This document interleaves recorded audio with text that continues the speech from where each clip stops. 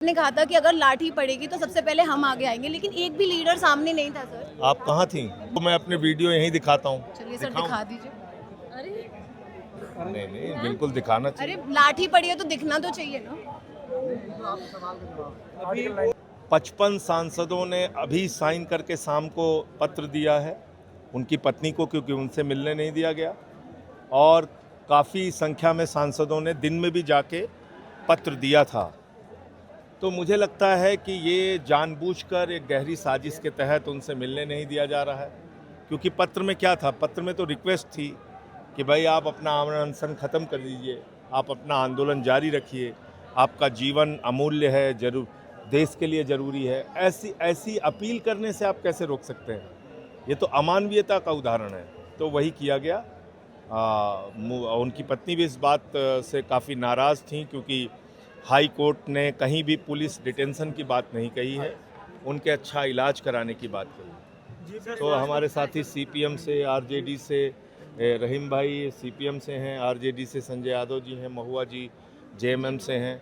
तो ये सब लोग गए थे साथ में, समाजवादी पार्टी के लोग भी थे, बीजेडी के लोग भी थे, तो सब लोग गए थे, लेकिन वहाँ मिलने नहीं दिया गया। सर, स्वास्थ्य मंत्री ने एक प्रेस कॉन्फ्रेंस की थी शाम को, और उन्होंने कहा है कि सोनम वांगचुक से उन्होंने भी अपील की कि अनशन खत्म करें और छात्रों की मांगों पर किसी भी प्रकार की राजनीति नहीं होनी चाहिए, ऐसा उन्होंने अपनी प्रेस कॉन्फ्रेंस में कहा। भाई राजनीति का क्या सवाल है?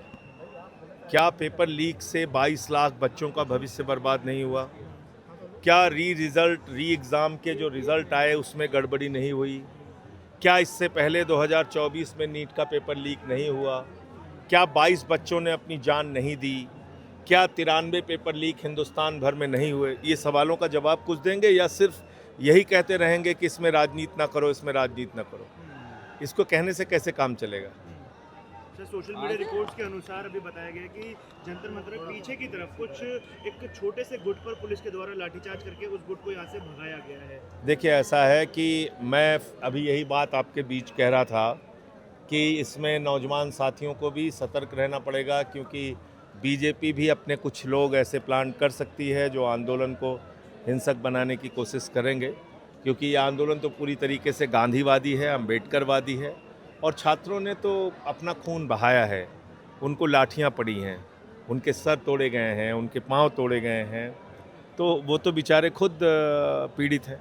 संगीत सर, मुझे एक बात बताइए, आप 20th को बहुत ज़्यादा लाठीचार्ज हुआ, पर आज की एनर्जी देखकर आज इतने बच्चे वापस आए हैं, कैसा लग रहा है? मतलब आप ये डरे नहीं, आप एग्जैक्टली ये डरे नहीं, ये और मजबूती से खड़े हैं। सर एक सेकंड सर, आप लोग कुछ बोलिए। सर मैं प्रोटेस्ट हो रहा था तब जब सब बात हुई थी संसद चलो की, तब आपने कहा था कि अगर लाठी पड़ेगी तो सबसे पहले हम आगे आएंगे, लेकिन एक भी लीडर सामने नहीं था सर। आप कहाँ थी?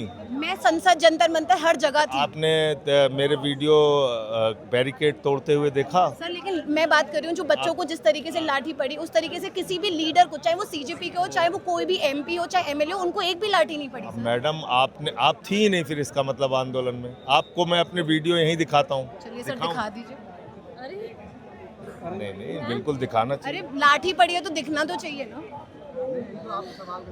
अभी वो टाइम नहीं है, अभी डेडिकेशन का टाइम तो डेडिकेशन मैं जो लोगों के सवाल पूछ रही हूँ सर, लोग ऐसे सवाल कर रहे हैं सर। बेटा, आप ऐसे सवाल नहीं कर रहे हो, देखो इसका नेटवर्क आ जाए तो कोई नहीं, हमारे हैंडल पे जाके देख सर, ले। लेकिन मैं कोई गुस्सा नहीं है ना, आम जनता ने बोली है बात, तो मैंने आपसे पूछ लिया। आम जनता ने मेरे लिए नहीं बोली होगी, जिसके लिए बोली होगी उनसे पूछो।